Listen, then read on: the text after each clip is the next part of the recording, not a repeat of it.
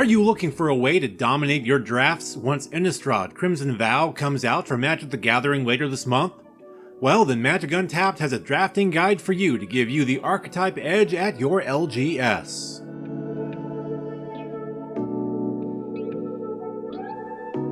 Just like with the previous Innistrad set, Midnight Hunt, if you're drafting red-green, you are looking to go heavy on the werewolves and their day-bound, night-bound base transformations. In fact, red and green are the only colors in Crimson Vow that care about this mechanic, so it's best to stick strictly to those colors if this is what you're going for. In this archetype, players will notice a good amount of wolf and werewolf synergy, with many cards rewarding you for having them on the battlefield, such as Hungry Ridge Wolf, Packsong Pup, and Runebound Wolf. And there are even cards such as Kessig Wolf Rider and Child of the Pack that can help you make more if you're a few wolves short of a pack. But while there is a nice assortment of wolf and werewolf cards, as well as wolf and werewolf matters cards, the archetype has next to no synergy with anything outside of its colors within the set. As such, it may be the weakest archetype to draft within Crimson Vow.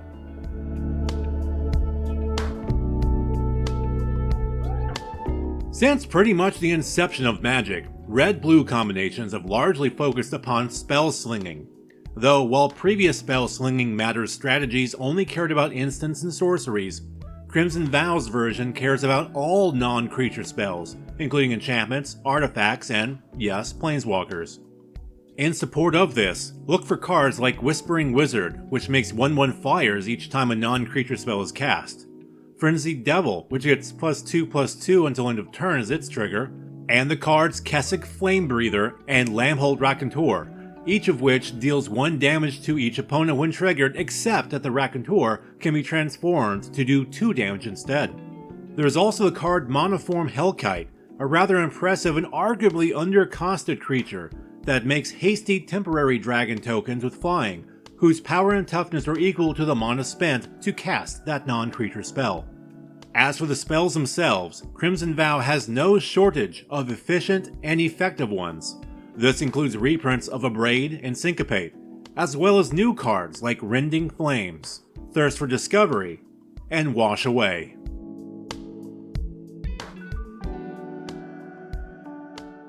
The combination of red and white have been kind of pigeonholed into being the Combat Matters colors. And you know what? It works. With a heavy focus on going wide with your army, rather than going big with just 1 or 2 heavy hitters, Crimson Vow provides players with a number of tools such as creature buffs like Daybreak Combatants, and Droskul Armaments, and ways to shut down potential blockers on your opponent's side of the battlefield thanks to cards like Blood Hypnotist and Distracting Geist.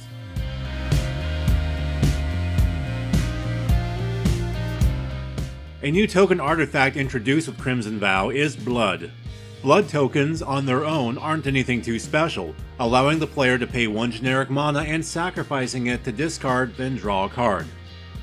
Crimson Vow, though, is a set based around a vampire wedding, and these vampires are out for blood. Well, blood tokens as far as gameplay is concerned, and there are a number of cards that care about the bloody things. There are various cards being introduced that make it easy for players to create the tokens, such as Belligerent Guest via combat damage to a player, Restless Bloodseeker if you gain life, and Voldaren Bloodcaster whenever a non-token creature you control dies. And once you have a few of these tokens, you can then use them with Wedding Security to put +1/+1 counters on the card. Use Angie, Maid of Dishonor, to drain your opponent for 2 life a pop, or Falconwrath Forebearer, which can be brought back into the battlefield from the graveyard at the cost of 1 black mana and the sacrifice of 2 blood tokens.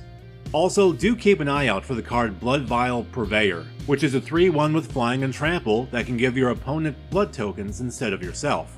The payoff here is that it gets +1/+0 when attacking for each blood token the defending player controls.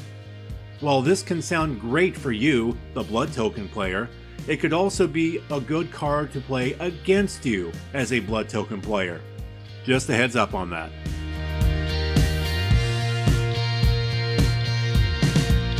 Disturb is the other of Midnight Hunt's 2 mechanics to make its way over to Crimson Vow, though it's being handled differently than before. Whereas Midnight Hunt's Disturb cards brought the disturbed creature back into play as a variation of its former self, Crimson Vow brings them back in the form of aura enchantments.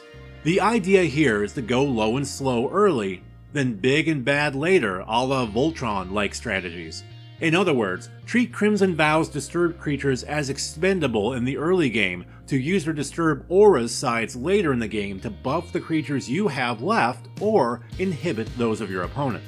While some of these are fairly simple, such as Binding Geist going from a 3/1 creature with an attack-triggered debuff ability to an aura that gives its creature -2/-0, there are a couple that are definitely worth keeping an eye out for. This includes Catilda, Dawnheart Martyr, which can be a finisher in its own right, especially against vampire decks, but can also come back to enchant one of your own creatures, granting it flying, lifelink, protection from vampires, and a buff equal to the number of spirit creatures and enchantments you control. And Faithbound Judge, a 4/4 with flying, vigilance, and temporarily defender. When it is brought back with Disturb, it can cause an opponent to simply lose the game.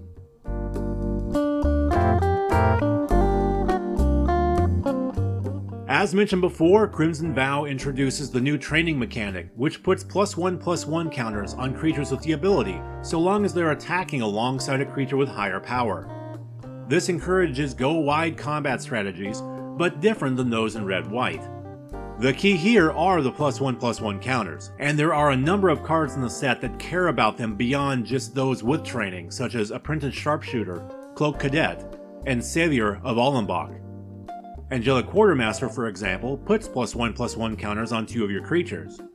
And Hamlet Vanguard comes into play with +1/+1 counters on it equal to double the number of non-token humans you control. And once you have creatures with +1/+1 counters on them, you can really start to have some fun. Cloak Cadet, for example, lets you draw 1 card per turn so long as you've put a counter on a human. Sigardian Paladin gets Trample and Lifelink as its trigger. Then there's Sigarda's Summons, which grants creatures with +1/+1 counters on them a base power and toughness of 4/4 and flying. It can be an effective game ender.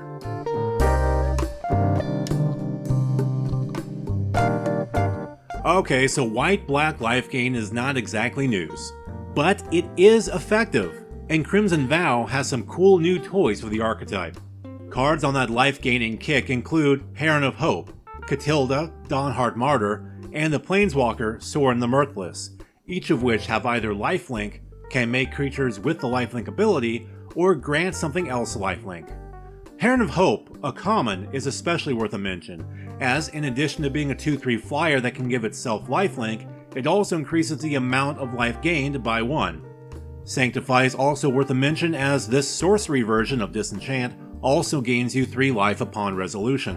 There's a bigger payoff than just having a larger life total with life gain in Crimson Vow, thanks to cards like Courier Bat, which can return a creature from your graveyard to your hand whenever you gain life. Probably the biggest card to look for when drafting this strategy is Voice of the Blessed, a 2/2 for 2 white that simply gets better as you continue to gain life while it's in play, getting larger and gaining more abilities as it grows.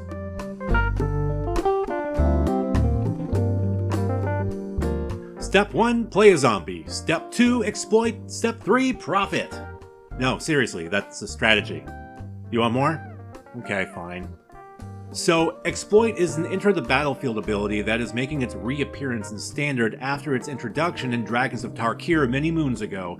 It allows you to sacrifice a creature for a beneficial payoff, such as with Graf Reaver destroying a target Planeswalker when its Exploit ability is fired off.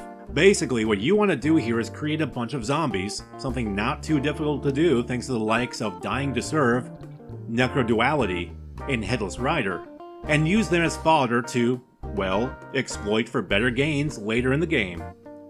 When drafting this strategy, keep an eye out for cards like Overcharge Amalgam, which is basically a disallow on a 3/3 body, Fellstinger for its card draw ability, and Skull Scab, which creates a 2/2 zombie token whenever it or any other creature you control exploits. Got it? Cool. Moving on.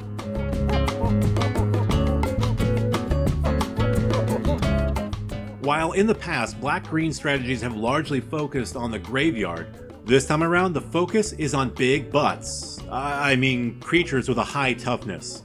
Besides having a number of creatures with a large toughness, such as Concealing Curtains, Gluttonous Geist, and Old Rutstein, there is also an assortment of cards that care about this statistic.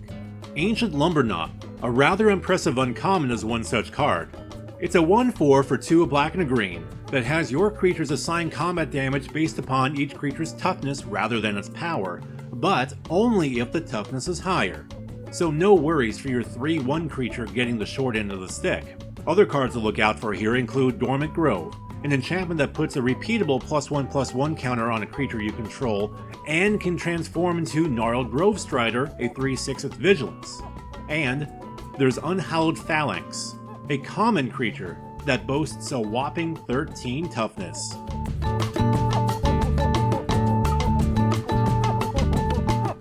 Usually, players do not want cards to be milled from their deck. In Crimson Vow Limited, however, that's exactly what you want to happen if you're running green-blue. Not to include cards with Disturb, of which there are 5 in blue in the set, your big payoffs include Vilespawn Spider, which makes 1/1 green insect creature tokens equal to the number of creatures in your graveyard. Gralnock the Omnivore, which exiles permanents that are put into your graveyard from your library and allows them to be played from exile. Reclusive Taxidermist, a mana dork that goes from being a 2-drop 1/2 to a 4/4 once there are at least 4 creature cards in your graveyard, and the spell discounting Cemetery Prowler. Probably most powerful in this strategy though is Patchwork Crawler, which can exile a creature card from your graveyard to get a +1/+1 counter on it, as well as all activated abilities of that exiled creature. And as far as the actual self-milling is concerned, there are a number of options such as Inspired Idea, Mulch, Screaming Swarm, and Thirst for Discovery. So there you go, the 10 2-color archetypes and strategies you need to keep in consideration when drafting Innistrad Crimson Vow. Now go out there and have some bloody fun!